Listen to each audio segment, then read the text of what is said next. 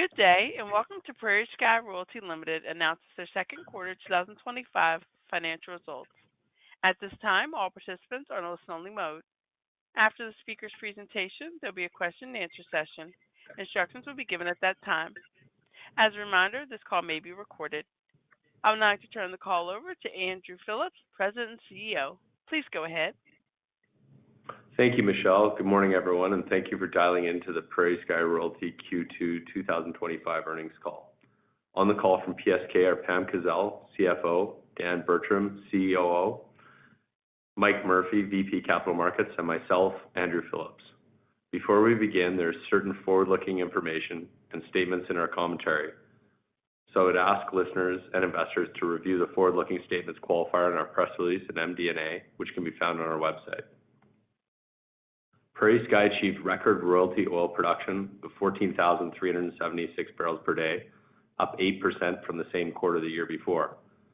In 2018, for reference, PrairieSky had 235 million shares outstanding and produced 9,000 net royalty oil barrels. Today, with the same 235 million shares outstanding, we have 14,000 net royalty oil barrels, an excellent result. We now have 3 plays with strong growth rates and decades of inventory. The Clearwater is now over 2,500 barrels per day. The Mannville stack is approaching 1,000 barrels per day. And the Duvernay, with strong spud count, should double this year, adding high netback light oil barrels. In southern Alberta, a number of new discoveries have been made in the Basal Quartz Formation. This is a light oil play with liquids-rich solution gas. Payouts on the play are fast, so we expect continued activity on the play. PrairieSky has a very large mineral position with complementary 3D ownership. Ownership of mineral title provides investors with optionality across the basin. A number of small-scale SAGD projects will also be built on PrairieSky acreage over the next 10 years, adding long-duration oil projects to our reserves and cash flow stream. Finally, PrairieSky has a massive natural gas royalty resource, and in spite of the very weak pricing, volumes remain stable. Our expectation is for the volumes to show some growth in 2026. I'll now turn the call over to Mike. Thanks, Andrew. We saw a similar level of drilling activity relative to last year, with 117 spuds in Q2 2025 versus 115 in Q2 2024. We had 61 multilateral spuds in the quarter, representing 52% of all new wells, which is a new high water mark for proportion of multilateral spuds in a quarter. Multilaterals were focused in the Clearwater with 47 wells spud, but also included wells targeting Mannville heavy oil and Mississippian light oil in southeast Saskatchewan. We are also seeing a high pace of development in the Duvernay light oil play, with 14 wells spud in the quarter and 30 spud year to date, relative to 33 spud in all of 2024. We are encouraged by step change improvements in initial well productivity in the Duvernay oil window in the West Shale Basin, and expect improved half-cycle economics to drive meaningful growth programs for third-party operators in this region moving forward, positively impacting our royalty oil volumes. I'll now pass it over to Pam to discuss the financials.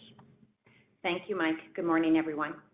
Royalty production revenue totaled $111.2 million in Q2 2025, driven by our record 14,376 barrels per day of oil production, which generated $95.7 million of revenue. Natural gas and NGL revenue added $15.5 million on relatively flat volumes compared to Q2 2024. We generated an incremental $12.4 million of other revenues, which included bonus consideration of $8.5 million from entering into 47 new leases with 37 different counterparties. During the quarter, PrairieSky's funds from operations totaled $96.7 million, or 41 cents per share. We declared dividends of $61.2 million, 26 cents per share, with a resulting payout ratio of 63%. Excess funds from operations were used to acquire incremental royalty interest totaling $6.5 million, primarily targeting Mannville oil, and we repurchased and canceled $2 million worth of stock. We continued to purchase shares under our automatic share purchase plan throughout blackout, committing to spend an incremental $11 million. PrairieSky exited the quarter with net debt of $242 million. Subsequent to quarter end, we also exercised the accordion feature of our credit facility, increasing it by $250 million to $600 million. Increasing the facility provides us with incremental liquidity and financial flexibility. We will now turn it over to the moderator to proceed with the Q&A. Thank you. If you'd like to ask a question, please press star 11. If your question has been answered and you'd like to remove yourself from the queue, please press star 11 again. One moment while we compile the Q&A roster.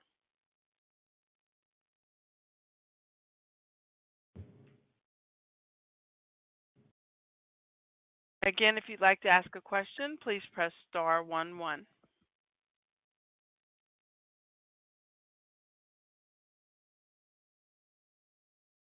I'm not showing any questions at this time. I'd like to turn the call back over to Andrew Phillips.